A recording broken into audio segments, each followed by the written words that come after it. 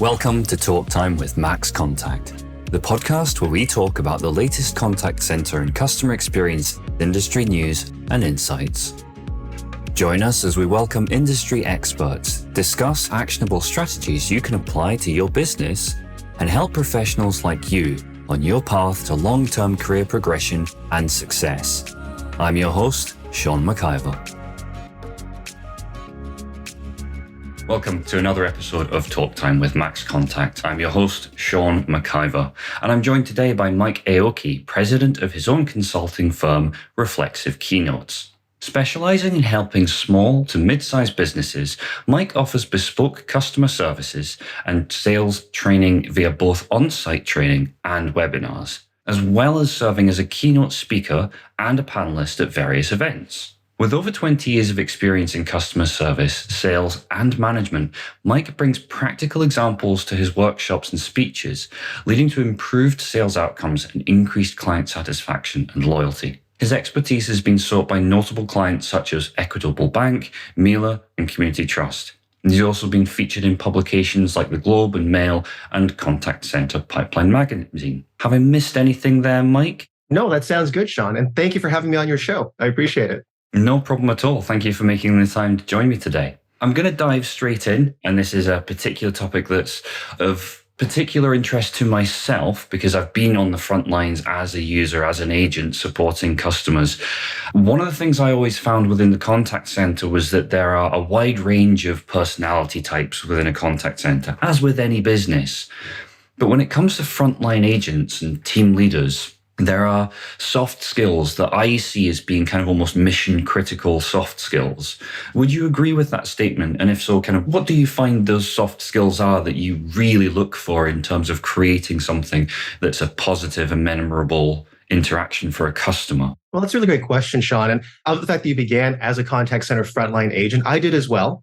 And so again, going from the front line all the way through different levels. And so part of it is what you said. There are certain soft skills. I actually would rather call them communication skills as opposed to soft skills, but communication skills that are really vital for someone that's in that kind of a customer facing role. And I think one of the biggest keys is empathy. I know it's talked about a lot in the business, but empathy is really crucial. Customers seem to be more frustrated than ever. I know sometimes when I call places that I'm a customer of, I feel very frustrated. And there's a lot of pressure right now. And so part of it is just from a customer service frontline standpoint, having that compassion, having that empathy towards your customers. There are a lot of knowledge components as well. Obviously, how to use the customer relationship management, CRM systems, product knowledge, et cetera. But that can be taught. The key, though, is having the personality, the empathy, also the communication skills as well to communicate that empathy and to explain things as simply as possible. And I love the fact that you mentioned it's not just the frontline agents, it's also the frontline managers. That team lead level, that team manager level is crucial. They also have to have those skills. In this case, though, being empathetic as a team leader towards your frontline agents, what they're going through. And this is especially vital right now when it comes to work from home or hybrid environments, where oftentimes the agent's only contact is going to be their team manager. They're not in the office, they're in their living room, at home. And so their contact ends up being their team leader. And I'm a big believer in the fact that team leaders, team managers are now really the lifeline that agents have to their company. So it's really crucial to go and have, as you mentioned, those soft skills and communication skills, both in the front line and also in the frontline leadership role. And I think both of these things are really crucial. And the part about the frontline leaders not having enough expertise and enough communication skills to really support their agents isn't talked about as much as it should be right now, given the changes that we've been through. And so let's just kind of hone in on that a little bit. I mean, one of the things, again, I can only go from my own background, and I would love to hear your experience on this. But one of the things that I found was that actually in my experience, what I've seen a lot of is that when many people first join a contact center, they have an amount of empathy, a good amount of empathy, and they're very considerate of customers. And over time, and maybe this is unfair, but over time, what I've seen is that empathy almost corrodes. And what happens is you move up through the contact center, the empathy kind of gets left behind. How do we bridge that gap? How do we make sure that we don't forget the empathy through all of the hierarchy levels of the contact center industry? Well, I think part of it, Sean, that's a really great observation. I've seen the same thing as well, is that at the front line level, certainly it's being able to help reinforce positives with the agents. Bear in mind, again, the reason why someone calls customer service is because they have a problem. And so at its best, it's a question from a customer. At its worst, it's a complaint, or even worse, a really irate customer shouting, yelling, etc. It has a corrosive effect. And when you have frontline agents, employees are spending 80 or 90% of their time talking to outside people who are upset about something, it's going to have, as you said, that kind of empathy corroding effect. And so it has to be counterbalanced by the team manager, by the managers, by the whole leadership in the contact center of positives. Okay. It's not just getting hammered by 80 calls a day as an agent. But what are you accomplishing now? You've been able to go and maybe retain hopefully all 80 customers. What are customers saying in NPS scores or CSAT scores in terms of doing that? So customer satisfaction or net promoter scores in terms of positives. And are you passed that feedback, that positive feedback along to your agents? And it goes into things like coaching and quality management as well. I've seen it. I know you've probably experienced this as well. A lot of those systems, especially quality assurance, quality management, are really, unfortunately, about catching things that are wrong. It shouldn't be, but oftentimes it becomes that. And coaching is where you go to get criticized. Okay. And that's wrong. The key about this is your agents are getting hit with enough negatives as it is. You need a lot of positives to counteract that and to keep the positivity and the empathy up. And so being able to give positive feedback in quality assurance and in coaching, being able to communicate success stories that people have had, being able to express thanks, and not just a pizza party, okay, but really genuine thanks, all right, for that. And also showing what the impact is and what happens to you. An example I mentioned for one of my clients was they were in an industry where there were a couple of things happening just in the industry where it was driving a lot of very negative, very angry calls. The challenge was, though, only about 10% of their customer base was actually calling in. 90% of people didn't call in at all that year. Only 10% did that year, but it made up 100% of the contacts, the yelling that the agents were hearing. And they eventually became almost brainwashed in a way to believe that it was all negative. The products were all bad. The products always failed. Okay. And they needed that reality check, that distant perspective of, but no, only 10% of the people are calling in. It's 100% of your calls and emails, but it's only 10% of the base calling in. 90% are happy. Surveys show whatever, 70, 80% were thrilled, etc. That perspective is important. Otherwise, an agent, work from home or hybrid, in their living room, only hearing negatives, is going to start to wear down. It's going to start to feel hopeless and helpless. And then the empathy goes. So I know it's a bit of a long explanation, but that perspective is crucial and leaders have to do it. That positivity is crucial. Leaders have to do it. It comes from the top down. So let me just unpack some of what you've just been into, because there's a lot there to unpack. And you've touched on things that I think are really kind of critical that we acknowledge here. And the first one of those for me is something that you mentioned around thanking someone genuinely and not just with a pizza party, as you said, because that can, I suppose my question is, how do you provide genuine thanks in a way that's impactful and actually enhances that sense of pride in one's work and avoid something that is simply lip service? Because I've seen it in both sides. I've seen it whereby I've done something over and above and beyond when I was in the contact center, and I've had the contact center manager in passing, someone of a higher up in the contact center organization, walking past and going, "Oh, I listened to your call. That was really good. Thanks," and carrying on walking. And that offhand comment coming from such a high station, perceived high station in the contact center, which is quite hierarchical generally, was much more impactful. But at the same time, I've also had it where my direct manager, for example, has turned around and said, "Oh yeah, thanks for that." And I'm like, How do we actually give genuine thanks and recognition that is impactful? Right. Well, you know what, Sean, one of my favorite sayings is specificity is sincerity. And so part of it is as you give positive feedback to be specific about that. And so whether it's a VP or whether it's your direct team leader, it really is about saying exactly what was done well and showing that recognition. So it's not just passing the hallway and saying, "Good job on your last call," and you have no clue what exactly was good or what went well during it, but to be more specific about that. Maybe not at the VP level, but certainly at your team manager or quality assurance level, being more specific, where it's, "Sean, great job on your last call. I love the way that you asked those diagnostic questions to figure out the root cause of the problem. Really well done." Okay. When you give that specificity, it actually has two purposes. One of them is it shows the fact that you're actually being positive about something very specific. You actually did hear the call. You're not just saying good call, just be nice about things. And you heard specific good things about that call. So that's one key thing. Again, specificity is sincerity. The second part of it, though, from a coaching standpoint, is you want to be specific about what was done well so it actually gets repeated. Because what gets recognized that way gets repeated. So it's asking great diagnostic questions. And specifically, you might even drill down even one more level, specifically asking a diagnostic question, like when to the customer about when you rebooted, what did you see on screen? What was the error message that popped up? So just being that specific. And I know it's challenging because there is a lot of time pressure.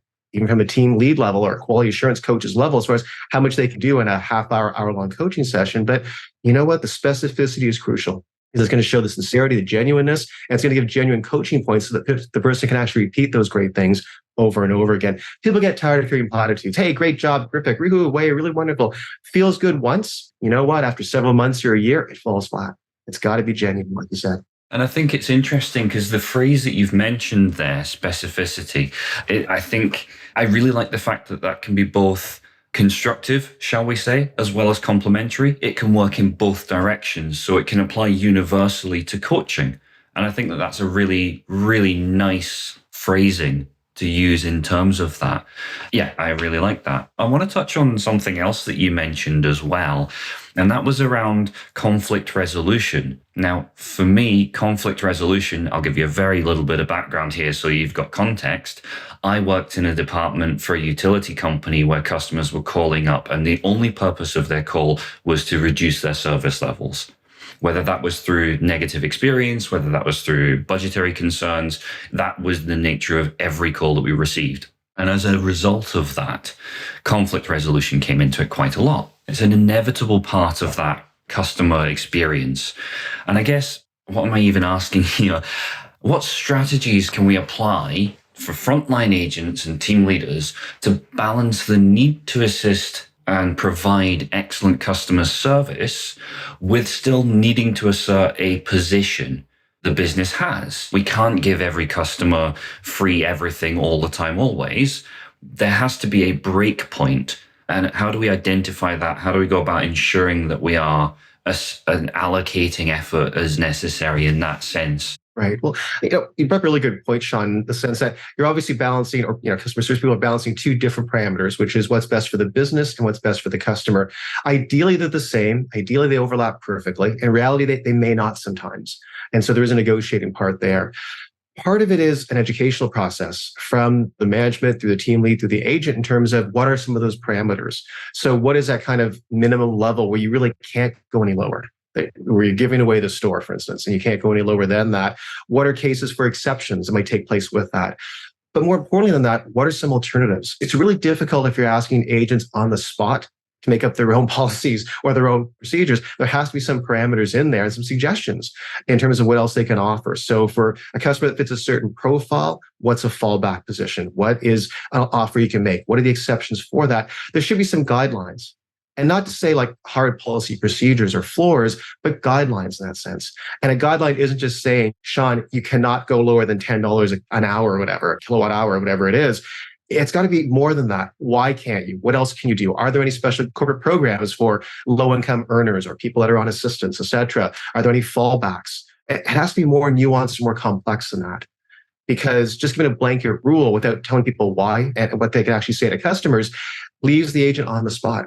And it also gives too much of a variance as far as a message that goes out that takes place. I think also there's an element here of empowering staff. Exactly. If you're in a scenario whereby you have a remit and a range that you can work within, again, if we talk about 4 or 5 years in a contact center on the front lines, I would be confident in putting my career on the line and saying, you're going to come across a call across those hundreds of thousands you deal with that is an exception, that is a really like way, way out there extenuating circumstance. And you need to be able to either know that you've got the backing of the business to accommodate something that maybe is out with, given what's happened, or you need to know that you can pick up the phone and reach out and actually find out and know that you're going to be able to explore what you can do because it is going beyond the bounds. Is that a fair assessment? It's a very fair assessment. I like what you said too about the fact that there has to be parameters,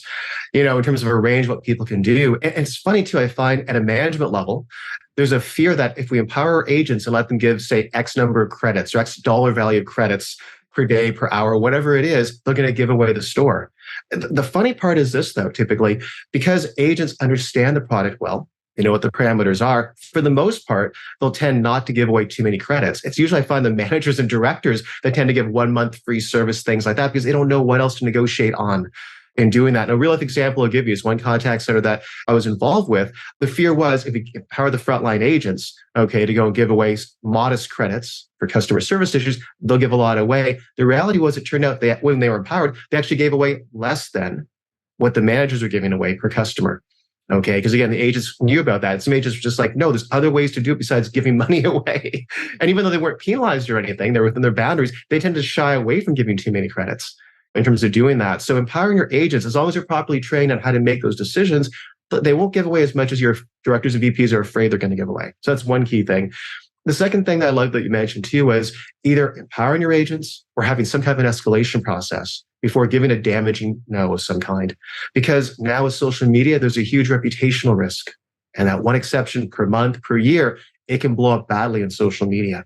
So it's really important because of the damage to reputational risk that there is some kind of an escalation process, something where an agent can in the back of their mind think, oh boy, I want to watch this one, ask the customer to hold, and then talk to a manager or director and get more of a sense of perspective with that. Because we've all seen examples in the media where one story, one thing pops up, and being in the business, you kind of realize it was probably one out of like 2.5 million calls that year, but that's the one though that goes to the front cover of a CNN website or something else that's there. So it's really important to go and have that escalations queue as well. It's interesting as well, because this is kind of coming full circle back around to what we started out with this conversation of talking around, and that was around the soft skills, the empathy specifically. And one of the things that I've always found is that whether I'm the customer, whether I'm the advisor, or wherever I sit within that customer experience journey, actually, the overall compensation that comes out of that journey, if there is such required, for me, it's always been a secondary. Now, obviously, that's not a universal, but the bigger thing for me as the customer is more around, I want to just know that it's going to be resolved. I want to know that I've been heard and that I've been understood and that what I'm saying isn't just falling into a machine, if that makes sense. And I think that that's one of the critical things whereby if you get that empathic type profile of your staff right and they're empowered, they can understand where on that journey those levers need to be pulled to get the best outcome. And I think that and I'm going to speak way out of turn here, but I think there's a risk that, again, as we move further away from that front line, the risk that we have there is that we lose sight of the value of that empathy. Again, I realize that's not a question, that's more an observation, but I would offer that back to you as a reflection. You mentioned a really key point in terms of what you're talking about, which is what customers want, which is to feel heard and understood. And there's two components with that. One is the actual empathy and customer service skills of the agent that they're speaking with. The second part of that, though, is also a system, which is there a system to capture the voice of the customer? Is there a system in place where that feedback actually gets forwarded and gets acted on, which is a key component as well? Because the frustration oftentimes is, as a customer, you might give a great idea or a great question or see something there and talk to a customer service agent. And the agent may be perfectly empathetic and supportive and say, I'll forward that to management, et cetera. But if there's no mechanism there to go and do it, it just dies. And also the frontline agent level as well. They're your eyes and ears for a company. They talk to customers. Okay, marketing puts commercials out there, but your agents actually talk and interact with your customers. Okay, and so it's really crucial to go and get that feedback. It's a gold mine of information from out there in the field. There's got to be a mechanism to capture that. There's got to be a voice of the customer program to actually feed that back. And also, I'm going to say one other thing, and in terms of being able to help keep morale in the call center or contact center up, is a feedback loop. So it's not just that an agent passes a customer comment on to their manager, director, into marketing, IT, warehouse, whatever, but there's a feedback loop. What got done with that information? What's getting changed because of that? And it's got to be fed back to the agents so the agents know that their feedback is actually worth something as well, whether it's voice of the customer or voice of the employee, that's something that they're being heard and getting done. Because believe me, agents are just as frustrated as customers are in a lot of organizations because they're not being heard and things aren't being passed along. And that's as you get into the higher levels, you mentioned the empathy piece. The empathy has to be there, or at least the business realization of the value of the feedback and the value of the morale and the value of retaining customers and the value of retaining frontline agents. Okay, and actually keeping them hopefully for 4 or 5 years. Bear in mind, again, a lot of contact centers bleed off 30 to 100% of their staff every year, that much turnover. And so it gets really expensive as well. And I think that's a really important point. Seeing as you've touched on it, I'm going to leverage that point just a little bit at the moment and just talk about how that entire dynamic has changed over the last few years. Are we simply more aware of the needs of that now, as perhaps we previously were, with more people working remotely, the quote, great resignation, unquote, and the challenges this has presented to business? Is it simply that it's more cognizant in the collective? Are we more aware of it? Well, I think there's a couple of things here. One of them is just the awareness of how expensive it is to go and hire, to recruit, to hire, to train, to ramp someone up. So that's one thing. And the second thing is how the nature of the agent's position or job is changing as well, with things like advanced AI, chatbots, ChatGPT, et cetera. Big change there. So I'll talk about a couple of those things. First one is in terms of just awareness of the costs of recruitment and hiring and training and turnover. And you're right about that. It's so hard now to find good people. And then you have to actually go through a training process, a ramp up curve. Ballpark estimate for most places is a lot of them will do anywhere between 2 and 6 weeks worth of new hire training. It takes another 2 to 4 to 6 weeks of nesting, basically. So in a supervised area, being able to ramp up and take live calls. It can take 6 months, even up to a year, to really get reasonably good at your role, and a year to 2 years to really master your role.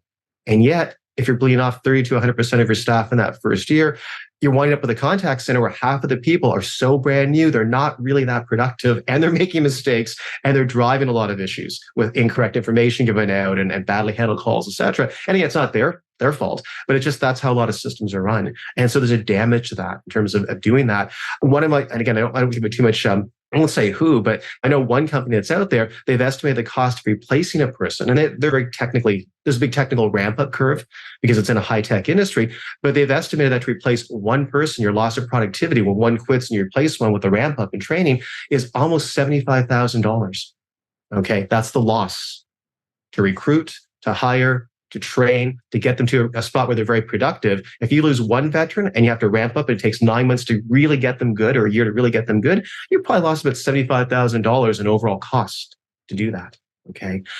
That's one thing, is that awareness. And I think more VPs and directors in HR departments are aware that it's not same old, same old.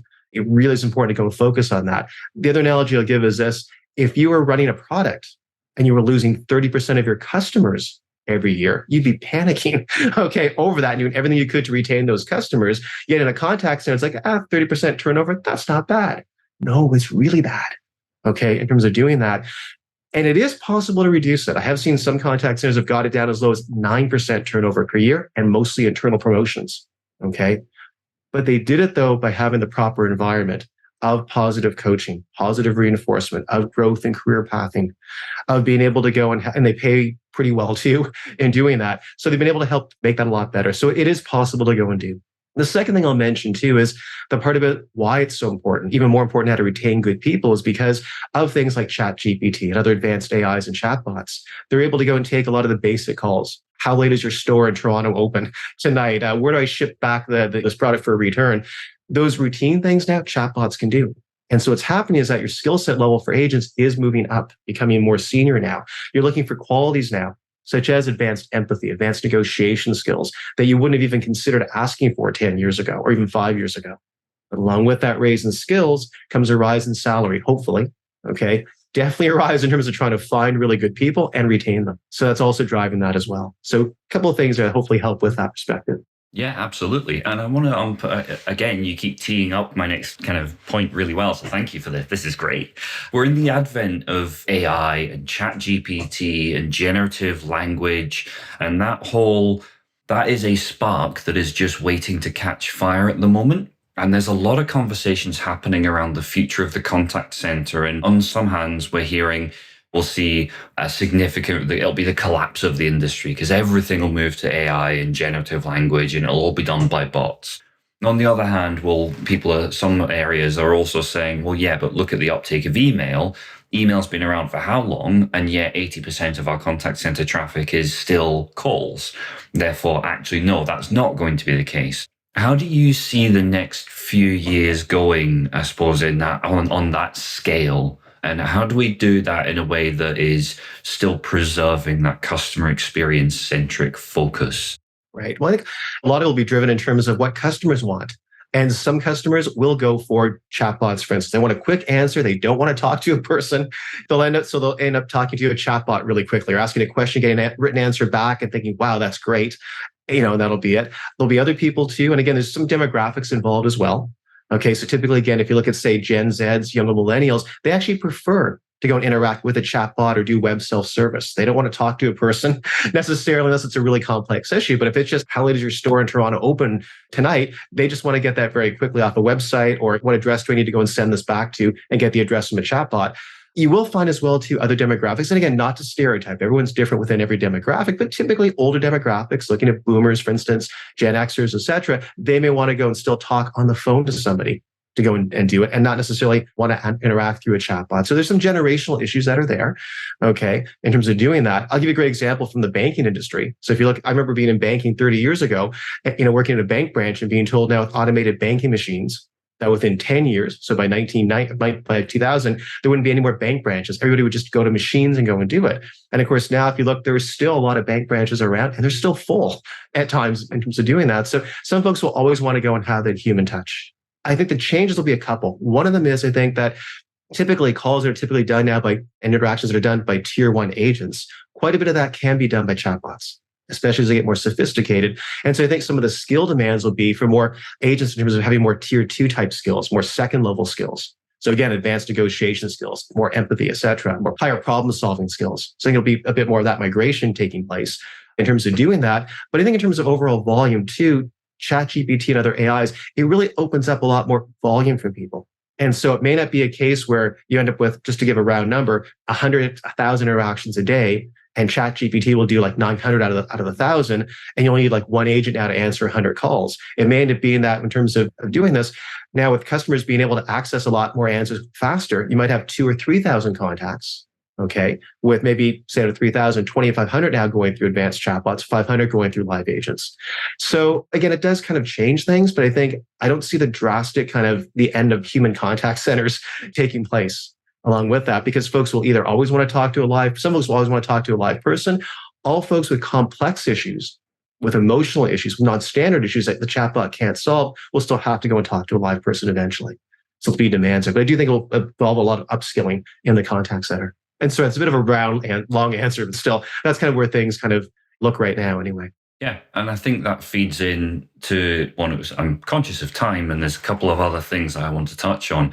One of those is around what you've just mentioned, and that's that elevation of taking someone from tier 1 to tier 2, from tier 2 to tier 3, even moving them up through the hierarchy of the contact center itself. So from frontline member of the team to supportive to team lead to then leader of teams.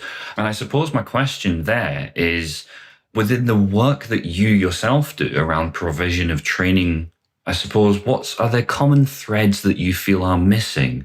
Are there certain aspects that continually surprise you that other people haven't thought of within this particular industry? It's funny you mention that, Sean. I think one of the biggest gaps that's out there is the leadership development piece, in the sense that in many cases, especially if I'm from the agent to team lead level, the team leaders typically are not groomed and kind of trained or career path ahead of time. Okay. So in other words, I've only seen a few contact centers that will look at their senior agents and think which one of those could become a really good team leader, and then help give them a program over the next 6 months to actually gear up their skills towards that. Typically what happens is there's a vacancy at the team lead level. They put out a posting. They then pick somebody from the agent level, to come up and congratulations, you're a team leader, go to it. And hopefully then, and some places will give training then for a newly promoted team leader how to be a team leader. A lot of them don't, though. And so what happens is the team leader typically will do whatever they think they learned from whatever team leaders they've had in the past. Hopefully it was good. Hopefully it was good, but it might not be. But it's even a lot of chance. So I think proper career development, especially from that agent to team lead level, is really crucial. And identifying high prospects as well is really crucial in terms of doing that. I think just on the back of that, one of the things that I remember being told very early in my career when I was still on the phones, in fact, it might even have been one of my first jobs while I was still studying, was just because someone's a fantastic salesperson, as an example, does not mean that they're then going to be a fantastic team leader. It's a very specific skill set. And again, we keep coming back to it, but you've got to have that empathy.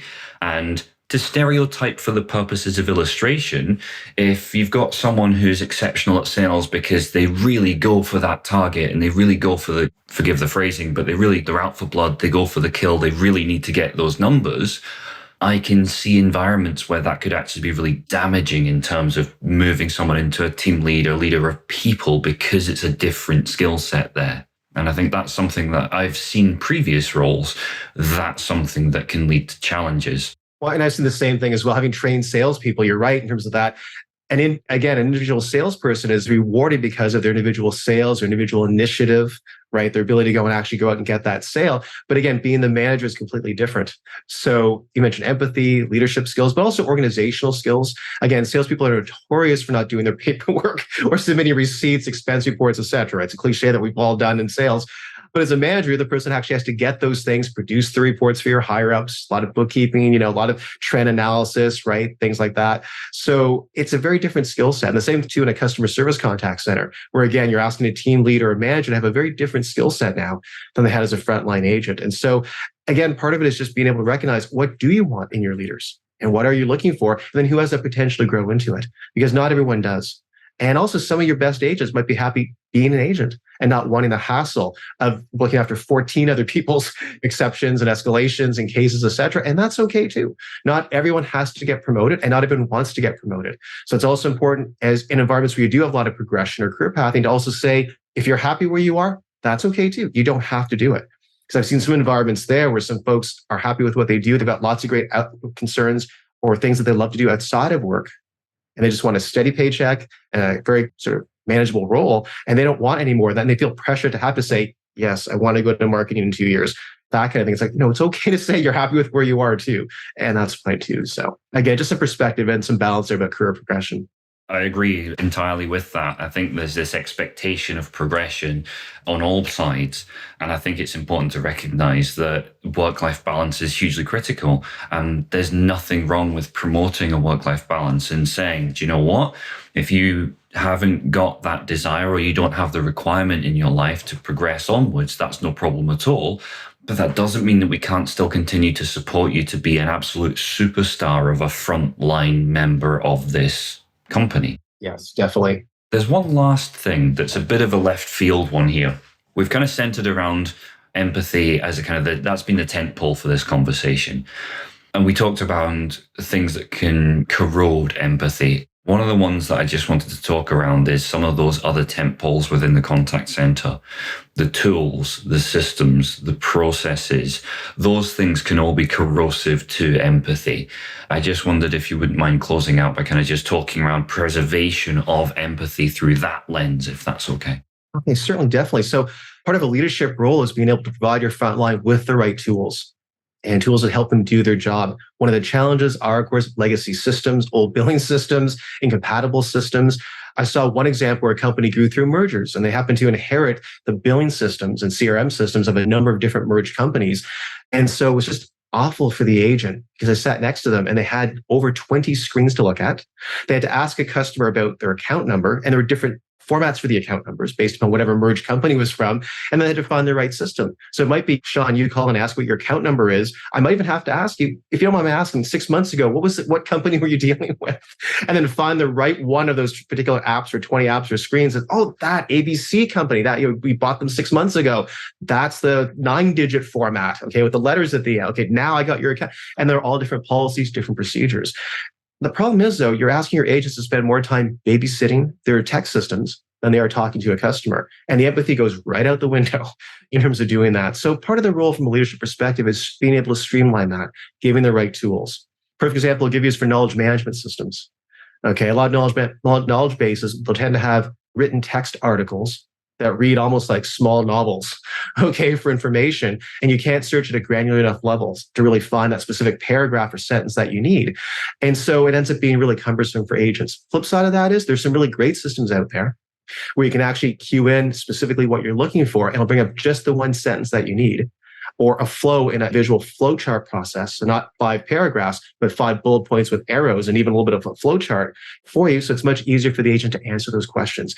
The less of a burden that they have on their plate to manage systems and manage tech, the more they can focus on your customers and make your customers happy. And the agents feel better too, because their job is easier. They can focus on what they want to do, which is helping people and feel that satisfaction from helping people. But that's not at an agent level, that's a leadership level. They've got to straighten that out and work with IT, work with project management to really straighten that out. I know it's easier said than done, but it is a huge issue in the industry.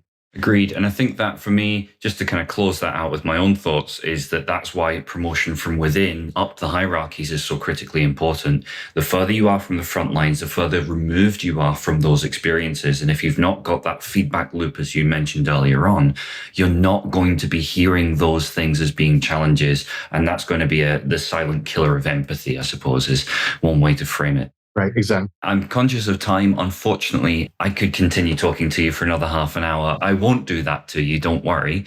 But I would like to take this opportunity, Mike Aoki, to say thank you ever so much, President of Reflexive Keynotes. It's been an absolute pleasure to talk to you today. And yeah, hopefully continuing the conversation soon. Okay, I like that, Sean. And thank you very much as well for having me on your show. I appreciate that, and I've enjoyed our conversation. Excellent. Thank you so much. Talk Time is brought to you by Max Contact. To find out more about Max Contact and how our customer engagement software can help you and your teams provide smarter customer experiences, visit maxcontact.com and book your personalized demo today. Be sure to search Talk Time with Max Contact in Apple Podcasts, Spotify, Google Podcasts, or anywhere else podcasts are found, and leave us a positive rating to help other like-minded individuals join the conversation. Finally, before you go, never miss a future episode by clicking the subscribe button and turning on notifications. On behalf of the team here at Max Contact, thanks for listening.